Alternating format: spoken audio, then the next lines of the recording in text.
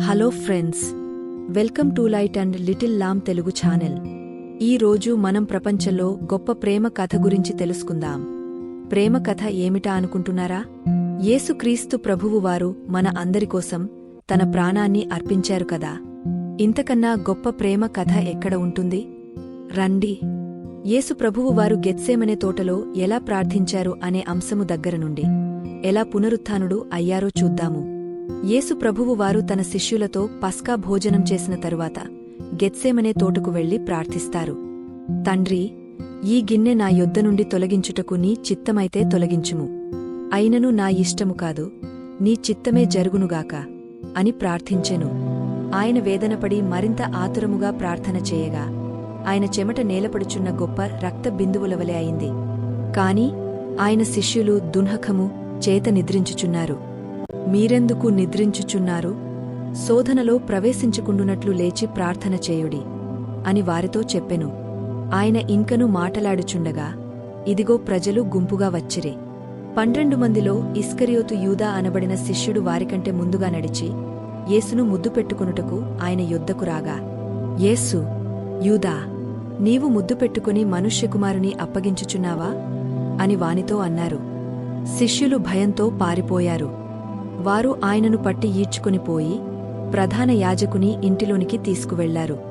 యేసును పట్టుకొనిన మనుష్యులు ఆయనను అపహసించి కొట్టి ఆయన ముఖము కప్పి, నిన్ను కొట్టినవాడెవడో ప్రవచింపుము అని అడిగారు. అంతట వారందరును లేచి ఆయనను పిలాతునొద్దకు తీసుకునిపోయారు. పిలాతు, నీవు యూదుల రాజువా అని ఆయనను అడుగగా ఆయన, నీవన్నట్టే అని చెప్పెను. పిలాతు యేసును విడుదల చేయగోరి వారితో తిరిగ మాటలాడినను వారు, వీనిని సిలువవేయుము, సిలువవేయుము అని కేకలు వేసిరి. కాగా వారడిగినట్టే జరుగవలెనని పిలాతు తీర్పు తీర్చి అల్లరి నిమిత్తమును నరహత్య నిమిత్తమును చెరసాలలో వేయబడియుండిన వానిని వారడిగినట్టు వారికి విడుదల చేసి యేసును వారికిష్టము వచ్చినట్టు చేయుటకు అప్పగించెను. వారాయనను తీసుకునిపోవుచుండగా పల్లెటూరు నుండి వచ్చుచున్న కురేనీయుడైన సీమోను అనే వానిని పట్టుకుని యేసు వెంట సిలువను మోయుటకు అతనిమీద దానిని పెట్టెరి. వారు కపాలమనబడిన స్థలమునకు వచ్చినప్పుడు కుడివైపున ఒకనిని ఎడమవైపున ఒకనిని ఆ నేరస్థులను ఆయనతో కూడా సిలువ వేయరి. యేసు ఇలా అన్నారు, తండ్రీ, వీరు ఏమి చేయుచున్నారో వీరు ఎరుగరు, గనుక వీరిని క్షమించుము. నేడు నీవు నాతో కూడా పరదైసులో ఉందువు. అమ్మా, ఇదిగో నీ కుమారుడు, ఇదిగో నీ తల్లి. నా దేవా, నా దేవా, నన్నెందుకు చేయి విడిచితివి? నేను దప్పిగొనుచున్నాను, సమాప్తమైనది. తండ్రీ, నీ చేతికి నా ఆత్మను అప్పగించుకొనుచున్నాను. అప్పుడు రమారమి మధ్యాహ్నమాయెను. అది మొదలుకొని 3 గంటల వరకు ఆ దేశమంతటిమీద చీకటి కమ్మెను. సూర్యుడు అదృశ్యమాయెను. గర్భాలయపు తెర మధ్యకు చినిగెను. అప్పుడు యేసు గొప్ప శబ్దముతో కేకవేసి, తండ్రీ, నీ చేతికి నా ఆత్మను అప్పగించుకొనుచున్నాను అని చెప్పి ప్రాణము విడిచెను. శతాధిపతి జరిగినది చూచి ఈ మనుష్యుడు నిజముగా నీతిమంతుడైయుండెనని దేవుని మహిమపరచెను. అరిమతయ్య అనే యూదుల పట్టణపు సభ్యుడైన యోసేపు అనే ఒకడు ఉండెను. అతడు పిలాతునొద్దకు వెళ్లి యేసు దేహము తనకిమ్మని అడిగాడు. దానిని క్రిందికి దించి సన్నపు నారబట్టతో చుట్టి తొలిచిన రాతి సమాధిలో ఉంచెను. అందులో ఎవడునూ అంతకు మునుపెప్పుడునూ ఉంచబడలేదు. గలిలయ నుండి ఆయనతో కూడా వచ్చిన స్త్రీలు వెంట వెళ్లి ఆ సమాధిని ఆయన దేహము ఏలాగుంచబడెనో చూచి తిరిగి వెళ్లి సుగంధ ద్రవ్యములను పరిమళ తైలములను సిద్ధపరచి ఆజ్ఞ చొప్పున విశ్రాంతి దినమున తీరికగా ఉండిరి.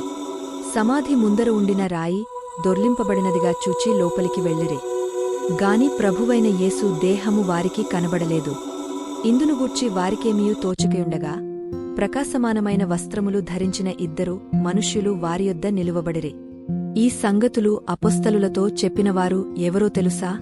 మగ్దలేనే మరియా, యోహన్నా, యాకోబు తల్లి మరియా, వారితో కూడా ఉన్న ఇతర స్త్రీలు కూడా. వారు ఇలా మాటలాడుచుండగా ఆయన వారి మధ్యన నిలిచి, మీకు సమాధానమవుగాక అని వారితో అనెను. అయితే వారు దిగులుపడి భయాక్రాంతులై భూతము తమకు కనబడెనని తలంచిరి. అప్పుడు ఆయన ఇలా అన్నారు, మీరు ఎందుకు కలవరపడుచున్నారు? మీ హృదయములలో సందేహములు పుట్టనేలా?